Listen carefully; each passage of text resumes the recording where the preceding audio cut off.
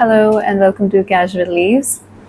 So today I want to talk about PON and what exactly it is, why is it called that, how do you use it, for which plants do you use it, and of course I will be transferring some plants to PON as an exercise today and as an experiment more so to see how it works, and we will try to even see some conclusion for this video, so do watch till the end about how the plants perform. And I have a whole list of things I want to talk about just for PON, so let's get into it.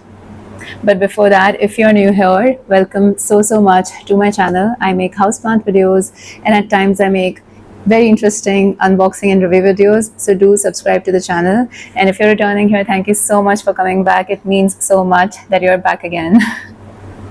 So if you've been into houseplants, you may have heard about PON or DIY PON or Lechuza PON. Lechuza PON, of course, is a branded PON, which is a company which is quite famous, and they, I believe, started the trend with their PON first, and it's more so become synonymous now, more like a photocopy and a Xerox kind of a comparison, because Lechuza PON is basically the company name, but PON is the main substrate we are going to be talking about. And before I talk about it, I quickly want to show it. So I've received this just yesterday, and PON basically is kind of a substrate. It's a medium in which you can grow your house plants, and it's basically a replacement for your soil. For various reasons, people may want to avoid using soil for their house plants. Two big ones are they want to avoid fungus gnats or basically the bacteria which are in soil, and they may not prefer having soil indoors for certain plants or certain areas of their house. So that's one reason why you may want to shift to PON. The other one is to avoid overwatering, because there's a way to use PON which we will see in a bit, and that's pretty good for people who tend to overwater or people who travel a lot. So you can just leave some water in your reservoir and you can just you don't have to look for another couple of days, about a week or more, in fact, depending on how your setup is. You don't really need to keep watering your plants, so a lot of people try to use it for that reason as well. Now PON, the word has actually come from hydroponics. You may have heard hydroponic vegetables, and there's then another word which is semi-hydroponics or semi-hydro, which is what people talk about a lot these days for houseplants. And basically the word PON has been derived from semi-hydroponics. When we say hydroponics, it's a plant growing purely in water, but if it is with some other substrate, it's called semi-hydroponics, because there's water and then there's some other substrate. In this case, it is basically this, which is lava rocks, zeolite and pumice. All three have a different purpose here, and usually PON comes pre-fertilized, so you don't even need to add fertilizer to your water and things like those. So once you have PON, at least for 6 months or so, you don't really need to fertilize your plant anymore, because it keeps taking it from zeolite, which has the property of soaking up nutrients, even toxins from the water, and just releasing the nutrients to the plants as and when they need. And I will open this up and show that as well. And lava rocks and pumice, of course, help create a lot of aeration. It's a very light substrate. There's a lot of oxygen available to roots. So you would have seen, or if you've not, you'll know about it, that plants in PON usually have really great rooting systems. They grow really fast. So that's basically the gist of it, that it's a substrate. It's an alternative to your regular soil. It does not have the kind of bacteria which soil has, so you can avoid bacteria, you can avoid pest infestations, fungus gnats. So it's overall a very good thing. And yes, there is DIY PON where you can buy the three things separately and make your own, depending on what kind of sizes you want or what color stones you want, and there are a lot of variables which you can control. But in that case, you may have to buy a ton of big bags, so it may not be advisable if you're just starting with it. But to begin with, maybe just start with a smaller ready to use PON substrate and just transfer your plants into it. And a quick mention to LECA right now. So when we talk about PON, a lot of people also talk about LECA at the same time. So those are LECA balls. These are basically light expanded clay aggregates. It's basically kind of clay which has been made into these decently sized round balls, and they comes in on different shapes and sizes and even colors, not everywhere though.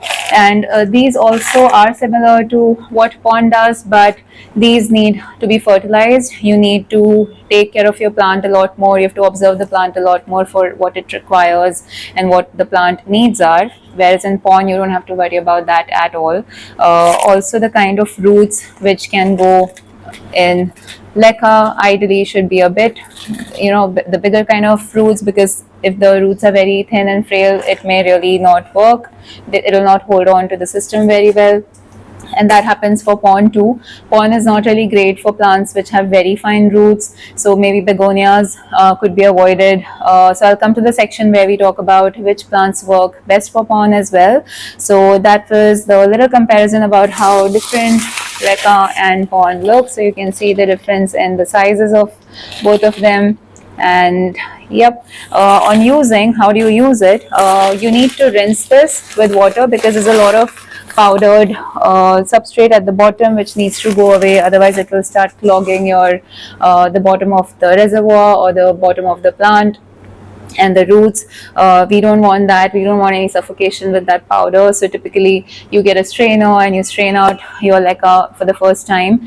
In fact, after using it for 6 months or so, you can even remove the LECA and reuse the pond. You can remove the pond and you could boil it and reuse it. And at that point in time, you can use a fertilizer back again, because initial stages, you don't need it. It will last for a good 6 months or so. So make sure when you're buying it, find out if it is pre-fertilized or not.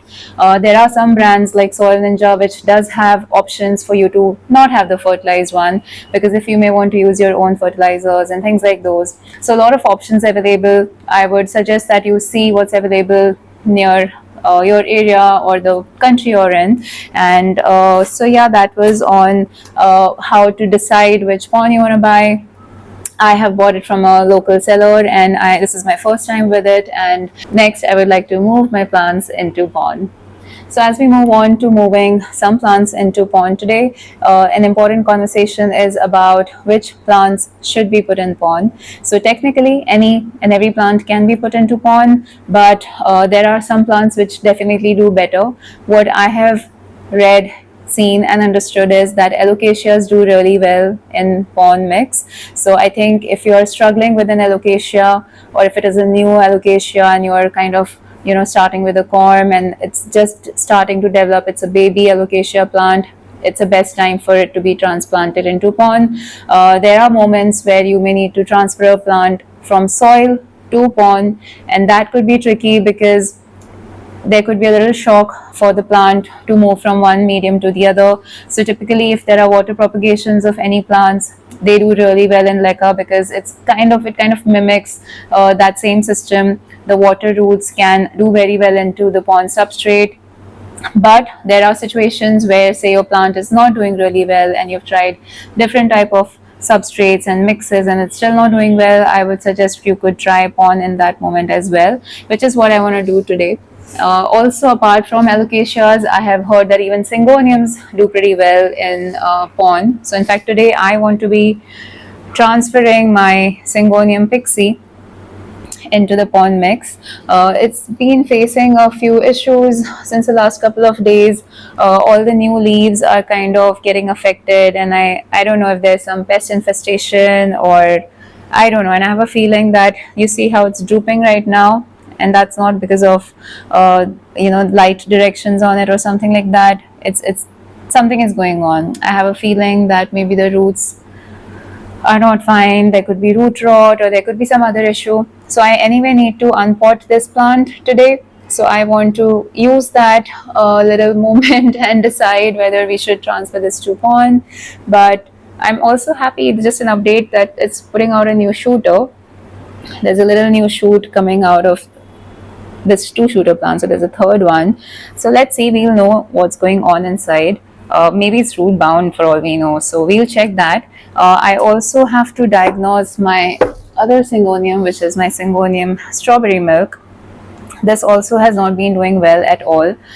There were 2 plants in this. One of them has almost died off. I've removed it and put it in water propagation, but it's not doing well at all. And this one as well.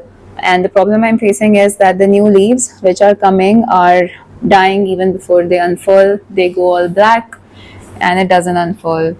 I wouldn't be surprised if there are some pests on it, though I keep treating it regularly, but the growth has slowed down a lot. All of this was new growth when I got the plant, like these new leaves have come under my care, but suddenly the plant is going all downhill. So I think I'm going to transfer this into pon as well. Of course, I'll finally decide when I remove the plant and we check the roots. So those are the two ones. Also, now coming on to how to use pon. So when you want to use pon, you need either a self-watering container, because for pon to work, you need to have at least 1/3 level of a water in the entire pot, planter, or whatever you may want to call it. So for example, this is an empty container. If I was to fill it with pon till here, I need to maintain a reservoir of water about this much, and through capillary action or through a wicking process, if I can call it that, the pon substrate, the lava rocks, the pumice, the zeolite, they will start pulling the water from the reservoir and provide it to the roots. So that's pretty interesting, for which you may need an outer cover pot if you don't have a self-watering pot. So if you have any cover pot and you want to place your pot in it, you can create a reservoir in the outside pot by placing this much water, like 1/3, less than 1/3 actually. You have to see how much water you need to put in the end, but that's one way of doing it, and that's a better way of doing it, I feel. So we'll be doing that today. Before you use pon, like I said, you have to use a strainer. You have to need to remove the extra powder, the dust which is there, and just give it a good rinse, and then you can store it somewhere as well. So that's what we're going to be doing.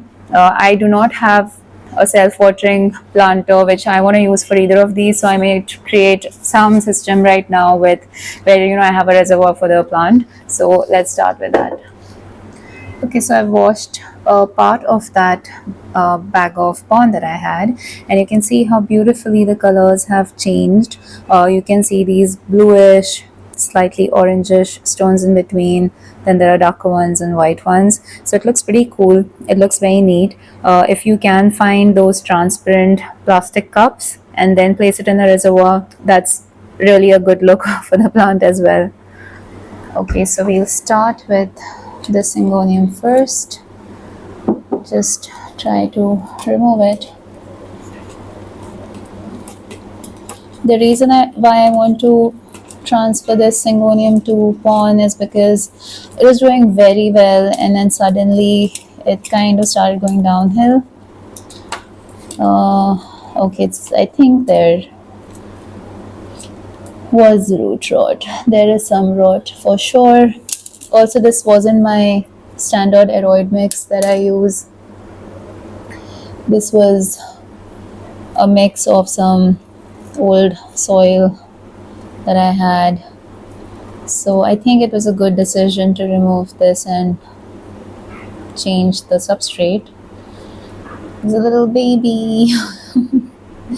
It's literally a baby of the baby. So I will just keep this aside. We will need to wash away all the soil from the roots first before we can proceed. So just gonna keep this on the side, and I will check my strawberry milk first next.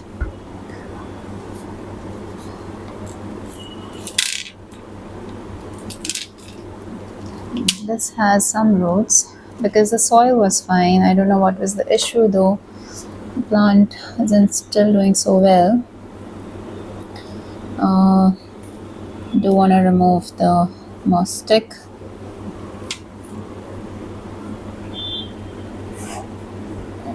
Okay, so it's a very pretty plant, but if it's doing well, then like look at this new leaf, it's all damaged. It's like completely browned up. I have no idea why. It's very dry, the leaf. Anyway, so I'm gonna wash the roots for this as well, and I will just be back. So I thought I'll get you here and show you how I am cleaning the roots. I'll try to be very gentle, and I'll try to remove whatever soil is possible to be removed from the root system.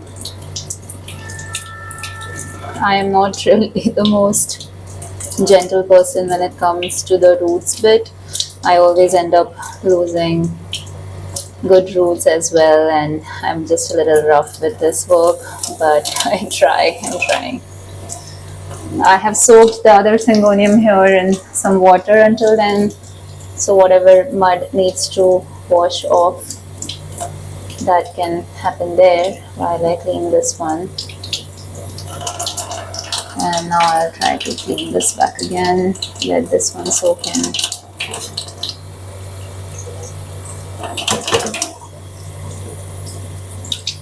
Because we don't want any soil, any residue to be there, because that will carry its own bacteria into the pond system. So it's almost like a fresh start for the plant now.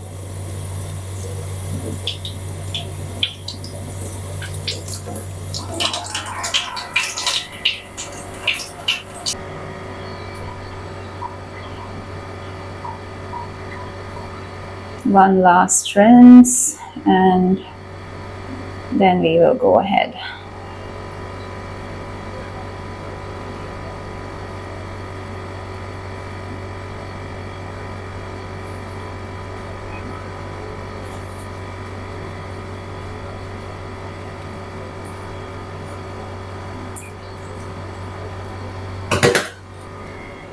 Okay, so I've got the plants back and out.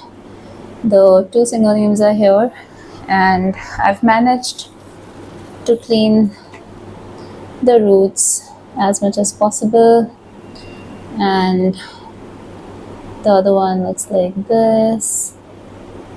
So that's what we'll be working with.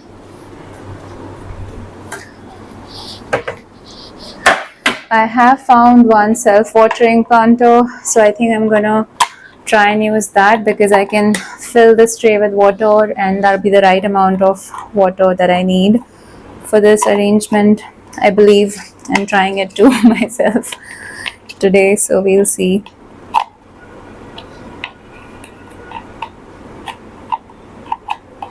I really wish I had those transparent ones, but I don't. That's fine. Some people use this in glass vases and stuff, like a glass jar with no drainage hole, and that also works, but I don't want to take a risk for the first time. So anyway, I'm just gonna put some pon mix into this, and I will be putting Syngonium pixie in this one.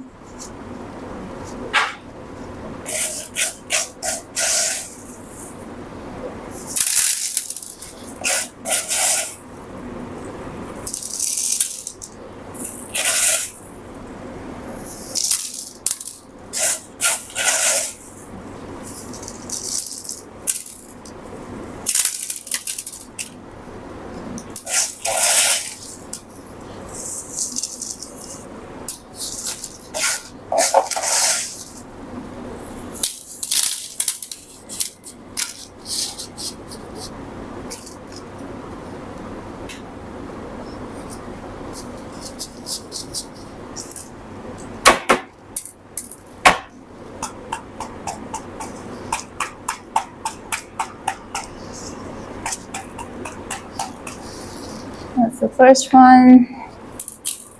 Pon can be very messy. I've seen so many videos where people warn you that the only reason why you should stick with soil is if you ever drop pon mix, it's really messy. It's very, very tough to clean it up. So that's one reason why you may want to avoid pon.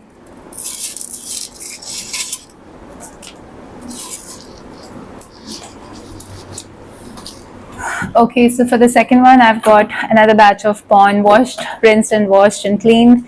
And this one I want to use a reservoir system. So this will be the cover pot, which is without a drainage hole. This is where the reservoir will be. And this is just a small regular pot with holes in it, though these are really big holes. I think all of this is gonna fall down. So what we can do, if you have too many drainage holes big in size from which the pond can fall out, you can put a layer of LECA. So let's do that.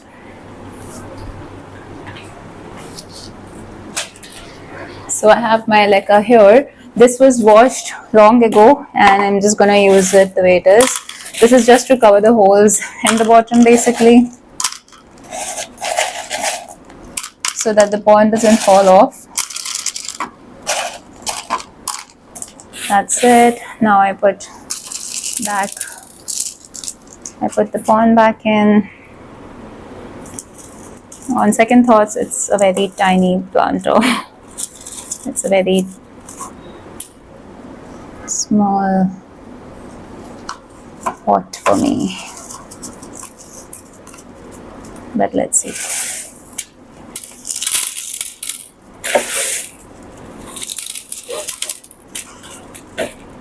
I think I should go for a bigger one. This one's too small. I have a bigger one right here. I'm gonna go for this size. This doesn't have those big holes, so I'm just gonna pour this in with the LECA on the bottom.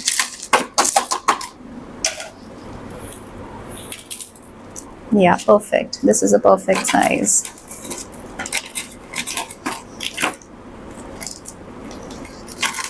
Just trying to put the plant in the center of the pot.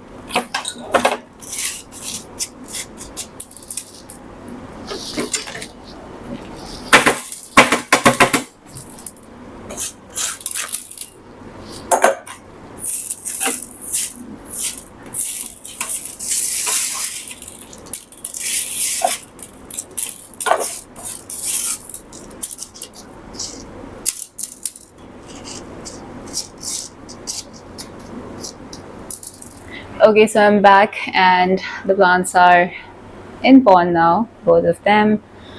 I just love the look of it. I really wish I had those transparent plastic pots so I could have seen the progress of the roots, but even this works.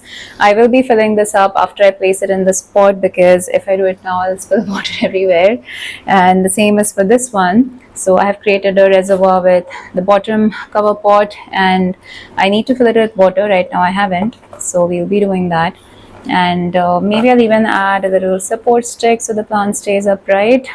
And I'm happy with blue. The pinks and greens are looking so pretty. It's looking very beautiful, so very happy about that.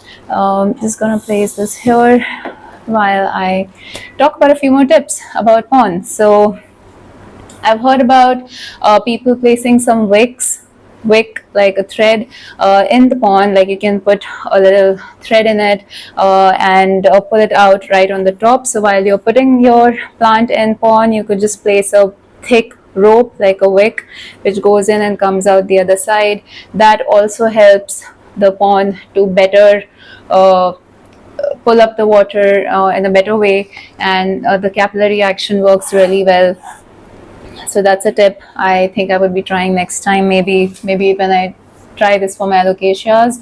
So that's one thing. The second thing is it's very messy, so I really recommend that you have a nice mat or a tray in which you transfer the plant in, because pond can be very messy. I have cleaned it up now so you can't see it, but it can be very messy.